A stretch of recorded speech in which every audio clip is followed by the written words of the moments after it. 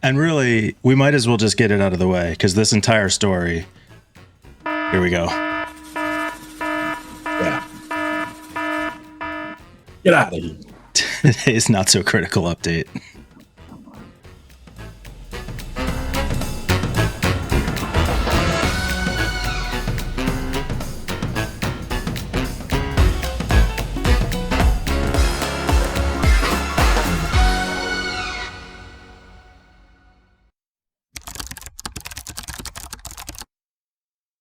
I don't know if you have any thoughts on this story, John.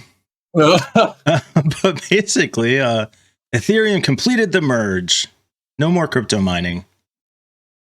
Yeah. Okay. So, oh my God, where to start? I'm just going to go take care of some things for about an hour, so I'll be back when you're... Yeah. Where to start? So I've been fairly transparent on the show that I myself am a crypto miner with GPUs and was mining Ethereum up until about, I want to say 6 months ago, when it became unprofitable to do so. And I stopped. And is this good? Depends on who you are, I guess. Depends on how deep you've gone down the rabbit hole of looking into proof of stake versus proof of work. But if you haven't, I'll explain it. So proof of work is a fairly old model that originated, I want to say, even before Bitcoin. But the one that really brought it to light was Bitcoin and Satoshi Nakamoto, the creator of Bitcoin. The way it works is, in simple terms, you can use computer processing power to calculate a number based on an equation. We'll leave it at that. It's fairly incorrect, but it's simple enough to where people could understand. So it's solving really difficult math. And the more people that try to solve the same problem, the more difficult it gets, right? So it's self-adjusting difficulty. So the less people try to solve the latest problem, the latest equation, the easier it gets. This is proof of work.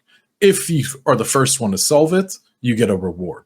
A reward in the form of a block. Inside of the block, there are coins, Bitcoins. A lot of different crypto coins took this model, and some forked Bitcoin and made some changes and kind of spun their own, but really they just copied the code. Others spun their own up from the ground, like Ethereum. Vitalik Buterin, or Buterin, I'm not sure how to pronounce his last name, is the creator of Ethereum and has long been talking about proof of stake. Oh, biggest, most important thing is proof of work and proof of stake. These are all verifications of transactions, so they help run the blockchain. They basically, you verify transactions as you're solving the latest equation. The way I understand it is mining is essentially trying to solve a cryptographic problem. And a proof of work model, everybody's competing to solve the problem. So everybody's processes are running. That's where the energy consumption is going. With proof of stake, you are selectively asked to solve a specific problem, but everybody's not racing against each other. So it's more efficient, energy efficient. So why is proof of stake a problem? Because it solves the energy problem that everyone complains about, right? And you don't need to jump through hoops to make it ASIC resistant, which is application specific integrated circuit. I don't remember. Basically, you don't need to do a bunch of work to make it so people at home can mine it, or which fueled the GPU crisis, if you want to call it that. Why is proof of stake bad? Proof of stake is kind of bad because it rewards the biggest shareholders of the coin, right? So let's say I am a huge exchange, and because I'm a massive exchange like Coinbase or Kraken or whatever, I just have a bunch of Ethereum because people are selling and buying, and I'm collecting my fees. I'm constantly just accumulating more and more Ethereum. let's say I'm such a big exchange that I have 30% of all Ethereum on me. I own 30% as the exchange.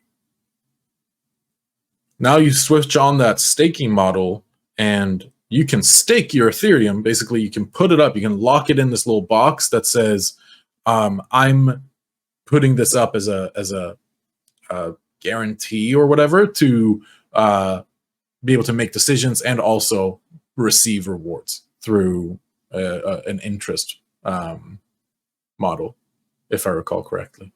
So anyone can stake their coins. If you have one Ethereum, you could, or no. If you have a minimum, I think, of 32 Ethereum coins, you can stake. You can stake it. But this rewards centralization because no one, at least not most people, aren't going to have 32. But what they can do is go to a stake pool. They can go and give their Ethereum to an exchange on their behalf, and they'll be paid out a small percentage of what the exchange is actually making, similar to a bank and the interest rate of a bank. Okay. So that's all very technical. Control? Sure. Even I get confused. I shouldn't say even. I also get confused.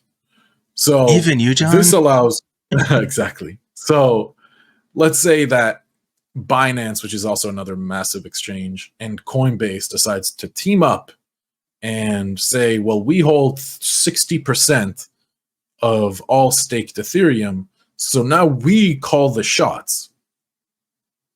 Right? We can really affect the blockchain and the coin in general in a pretty terrible way. All of which are escaping me. I'd have to Google some examples, but I just know that yes, it's good for energy. No, it is not good for decentralization. So reading it, the thing that I keep thinking is if the benefit of cryptocurrency is decentralization,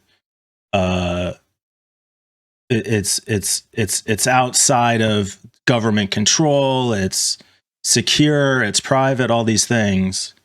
I feel like the pushback over this story really just reveals that none of that really matters. It's just about the mining.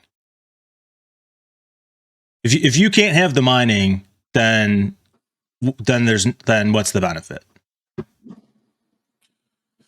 You just actually reminded me another con to staking versus working, which is that this was a post on Reddit that I saw, which is true. Mining gives power to the miners, and staking gives power to the exchanges. Miners are not regulated by the governments of any country that they're in. You can mine anywhere, right? A big enough operation, you will get noticed, but by and large, you can mine unnoticed. But an exchange has to adhere to financial regulations in the country that they're operating in. So Binance has to follow both, the FCC and the SEC's guidelines and rules, and same thing with Kraken and all of it, Coinbase. They all have to follow the rules of whatever company or whatever country they're based in, and also I think doing business in. So that's not great for security or privacy. But that doesn't answer the question. So if the argument is that this is a better currency, that means it's effective for people doing transactions. But in everything you've talked about and everything about this story, if I'm not a miner or an exchange, what do I care? Yeah, you don't. Of course, it doesn't affect you. It will not affect your day-to-day. And what impact will it have on an adoption? So that's supposed to be a positive, is that it's an easier sell because you're taking away one of the most public negatives, which is energy consumption. That all of crypto mining uses, the same energy as a country or something, just as an arbitrary example. So that will drive adoption because now people will be like, oh, well, Ethereum is green. so it's okay. Mm-hmm. They won't do any more research than that, which isn't, that's not good for adoption. Adoption, I guess, is good in general. You want more people to use your crypto because it will. If they did more research, what would they find, though? They might find that, oh shit, this is largely controlled by like 3 entities. Because of the size of the stakes. Yeah, exactly. But that could be the case, and it could also be the case that that's okay. That's how the internet turned out, and we're still fine, right? And it's largely monopolized across the world. Each country has their monopoly of ISPs, and each major network or social media also just kind of owns the space. You take Google versus Facebook versus Amazon versus Twitter. Like, there isn't really much room for decentralization on the internet anymore. And I think that will most likely be the direction that digital coins go to, because we don't really control anything, and countries could easily just ban all the decentralized coins. Or more not that likely, it would stop it, but it would. Yeah, go ahead. More likely is corporations buying them all up. Or corporations buying them all up. Like, take Michael Saylor, for example, the former CEO of, what's the company name? MicroStrategy. They bought a bunch of Bitcoin, like billions of Bitcoin. And yeah, I think or like El Salvador trying to basically make BTC their national currency. That's not going too well. I think, like I said, my sense of cryptocurrency has always been that it's really just about the miners and what the miners want because they think it's fun and they're doing this. If it is truly a currency, then adoption, I would think, should be the most important thing. And this seems to promote adoption. So in terms of cryptocurrency as a way to transact, this seems like a great move. But it does also seem to reinforce the idea that it's really maybe not about that. It actually is kind of about the miners. I think it's about, okay, here's another one that'll spin your head around. Adoption is driven by greed only. Because you're basically selling the biggest fool right down the line. You're saying, get in now, so that some, poor bloke, as Peter would say, will buy it for 10x the price in 10 years. Or 100x the price in 10 years, or whatever. So, yeah, adoption is the most important part, I think, of the entire crypto space. But that all comes from a shrewd, skewed angle, because that wasn't the intention when Satoshi released Bitcoin. That was never his intention.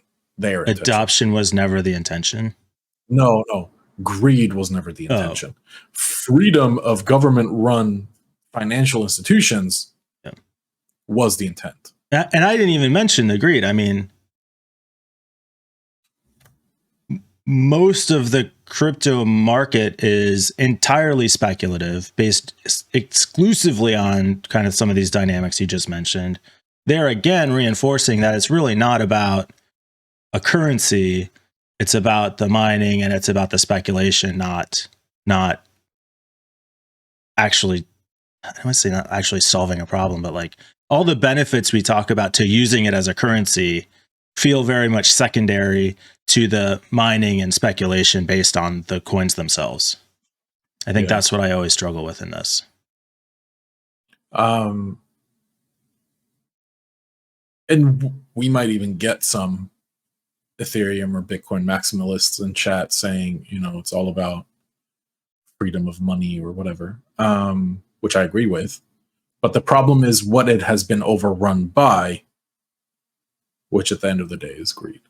And these miners are driven by greed, so much so that they have now forked Ethereum into something called ETHPOW, Ethereum Proof of Work. It's just, I think it's a tough one. But at the end of the line, we can hope that some good things will come out of crypto, like borderless international money for everyone to use and spend and save and invest with. You mentioned I'm trying to find it. Oh, here we go. We did a video. Trying to find a better screenshot. Oh, there we go. So this video is called "Calling All MetaMask Bots. My account has been hacked," and we left that name up as a kind of a troll, but also as an experiment to see what kind of comments we got from it. And we did attract a great number of bots offering to help us with this problem. So I would say a successful experiment. However, to offset this, our human viewers should also leave comments on the video and maybe even check out our Discord server where we're starting to have some pretty interesting conversations. Here, is this where I should play Jon's plug from a couple of weeks ago? What was my plug? Oh, I don't know. You went on a little rant at the end of one of the episodes. I'll see if I can find it. Oh, okay. If I find it, I'll play it here. If not, we'll just see it tomorrow. Yeah. Come join our Discord channel where we talk every day about fun topics. Also, don't forget to like and subscribe and hit that little bell icon so that you get notified of our next video.